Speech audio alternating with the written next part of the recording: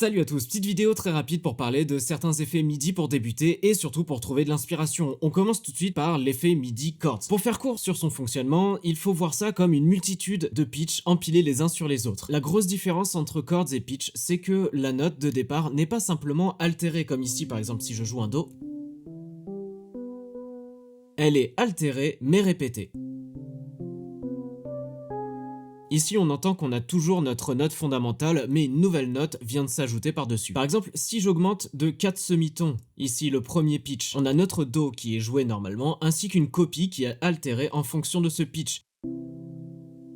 Si je change le second pitch de 7 semitons, on a un Sol, et si je change le troisième pitch de 11 semitons, on aura un Si. Et en faisant ça, je viens de créer un Do majeur 7 que je peux jouer avec une seule touche. D'ailleurs, si vous connaissez vos accords et que c'est plus simple pour vous de les jouer sur un clavier plutôt que de tourner des potards, cliquez sur le bouton Learn et jouez votre accord comme ceci, et Live reportera les réglages dans Chord directement. Et au pire, si vous connaissez rien de tout ça, c'est pas grave, vous avez des presets de base disponibles ici, ce qui permet de trouver rapidement des idées et de l'inspiration et de jouer des accords complexes sans technique ou connaissances particulières, ce qui va faire grincer des dents certains d'entre vous, je sais, mais c'est pas grave. Je préfère voir ça comme une solution pour composer quand on n'a pas accès à un clavier ou qu'on a que notre clavier d'ordinateur. J'ai pas précisé, mais c'est important d'ajouter que les effets MIDI agissent comme des filtres qui interprètent et transforment le signal MIDI en fonction des conditions qu'on leur donne. Par exemple, ici, les conditions, ce sont les différents pitchs dans Chord. C'est pour ça qu'un effet MIDI sera toujours positionné avant un instrument virtuel. Par contre, on peut intervertir les différents effets MIDI entre eux tant qu'ils restent avant l'instrument, mais attention, ça changera leur comportement, ce qui peut être intéressant, mais on verra ça plus tard. Le prochain outil est légendaire, c'est un incontournable. Pour moi, c'est l'un des outils les plus puissants en termes d'inspiration. Arpeggiator permet de faire des choses comme ça.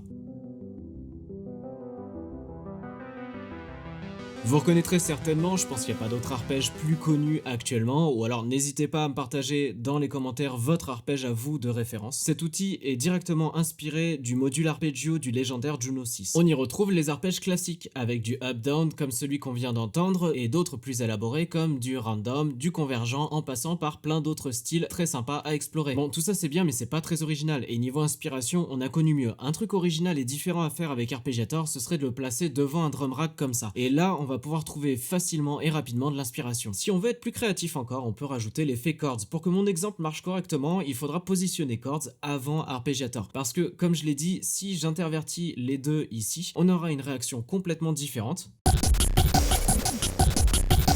Ce qui peut être intéressant et inspirant, mais pas pour notre exemple. Là, pour l'instant, on veut ce genre de réaction.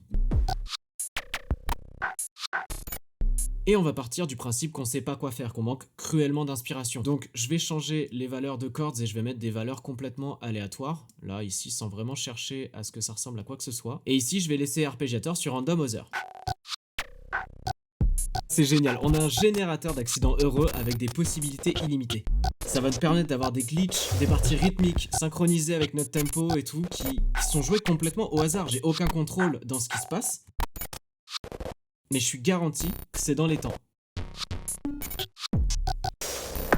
En parlant d'accidents, il existe un effet MIDI pour les éviter, et cet effet, c'est Scale. Il est inclus dans Live depuis sa version 10 et permet de transposer en temps réel les notes MIDI entrantes pour qu'elles ressortent automatiquement dans une gamme bien spécifique. Par exemple, si je laisse Scale en Do majeur, toutes les notes de mon clavier seront dans la gamme de Do majeur. Même si j'actionne par erreur un Do dièse, la note sera transposée d'un semi-ton pour ressortir en Do. Le but de Scale est de faciliter la création harmonique et mélodique en limitant par la même occasion les fausses notes, et je sais que le nouveau verrouillage de gamme de Live 12 permet la même chose, mais si on pouvait pas cumuler les deux, Ableton aurait tout simplement retiré Scale de son logiciel, ou alors ils auraient même pas intégré le verrouillage de gamme en fait. Non, croyez-moi, ça fait pas double usage. Je vais pas rentrer dans les détails, ça intéresse personne, mais c'est utile pour pouvoir jouer une partie mélodique sur la relative mineure, ou alors utiliser un mode sans transposer tout le morceau ou tous les instruments. Bref, on peut néanmoins utiliser Scale pour contrôler nos fameux accidents heureux et trouver de l'inspiration en restant juste.